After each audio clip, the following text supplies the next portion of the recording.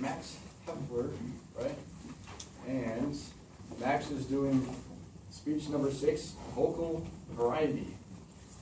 And his objectives are to use voice volume, pitch, rate, and quality to reflect and add meaning and interest to his message. He's also supposed to use vocal variety to speak smoothly and naturally, which I just failed at doing. And now for its introduction. Max has been a network architect for Canada for nearly 3 years. He was in similar roles at ExxonMobil and Chevron for many years before joining Canada. In his spare time, his hobbies include exercise, genetic genealogy, playing keyboards, singing in a band, singing in a choir, and weekly for a retirement home. Max is married and is the father of 3 daughters. Please welcome Max F.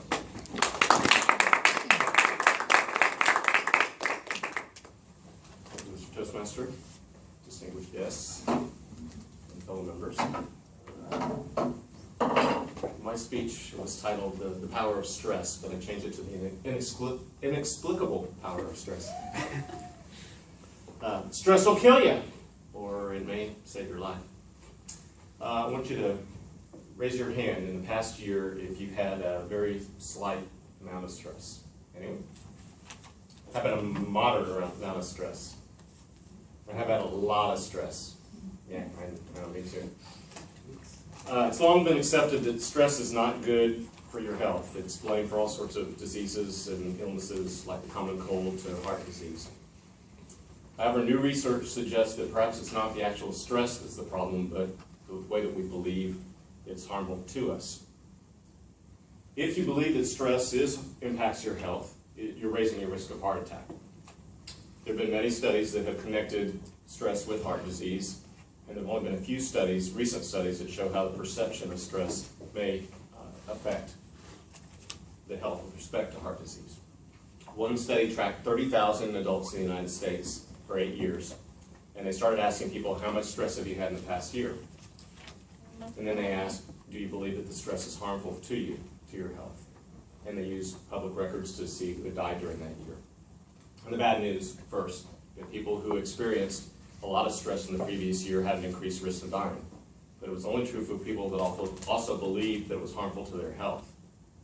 People who experienced a lot of stress but didn't have that view as harmful were no more likely to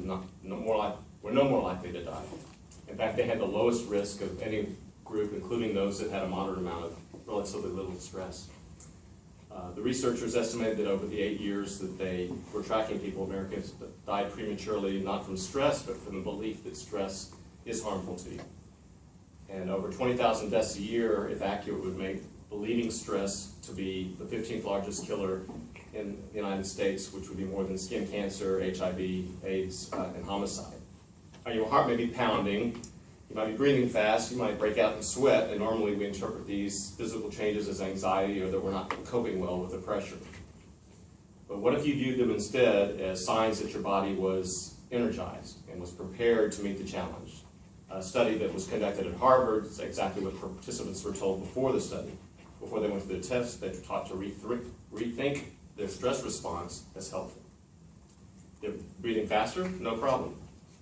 If you're breathing faster, it's getting more oxygen to your brain, so it's a healthy thing. And participants who learned to view the stress response as helpful for the performance were less stressed out, less anxious, and more confident. The physical stress response changed. In a typical stress response, your heart rate goes up, your blood vessels contract, and that's one of the reasons that the chronic diseases for the cardiovascular diseases is such an issue. It's not really healthy to be in this state all the time. However, in the study, when participants viewed the actual stress response as helpful, the blood vessels were relaxed. The heart was still pounding, but it was much healthier. It was more like what happens when you're in moments of joy or courage. Over a lifetime of stressful experiences, this one biological change can make the difference between a stress-induced heart attack and you're at age 50 or living well into your 90s. The new science of stress reveals how you think about stress matters. Another study that could save lives started by asking how much stress have you had in the past year, but how many times have you spent helping out friends, neighbors, and the community? And then they use the public records to find out who died. And again, the bad news. Every major stressful life experience, financial difficulties, family crises, increase the risk of dying. But this wasn't true for everyone. People who spent time caring for others had no stress-related increases in illnesses or in dying, 0. And caring created resilience. And so we see once again that the harmful effects of stress on your health are not inevitable, not inexplicable. How you think and act can transform your experience of stress. What you choose to view, when you choose to view your stress response as helpful and create a biology of courage, and when you choose to connect with others, you can create resilience. I've given several speeches on how my hobbies, genealogy, performing music, especially exercise, can help me manage stress. But these studies have given me a whole new perspective on stress. Stress gives us access to our hearts, the compassionate heart that finds joy and meaning in connecting with others. And yes, the pounding physical heart working so hard to give you strength and energy. In summary, under stress, our heart may be pounding, we're breathing faster and sweating, and we usually interpret these changes as anxiety or signs we aren't coping well with the pressure. We could choose to reframe these feelings and believe that our physical changes are positive change, preparing us for action and getting more oxygen to the brain. If we view our stress response as helpful to our performance, we're less anxious, less stressed, and more confident. It's long been recognized that our belief system is an extremely powerful effect on our physical health and well-being, the placebo effect, for instance.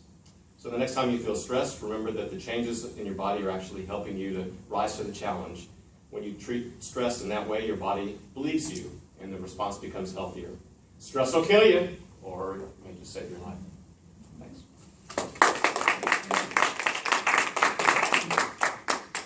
Thanks, Max. Awesome. I'll take 60 seconds to provide some feedback.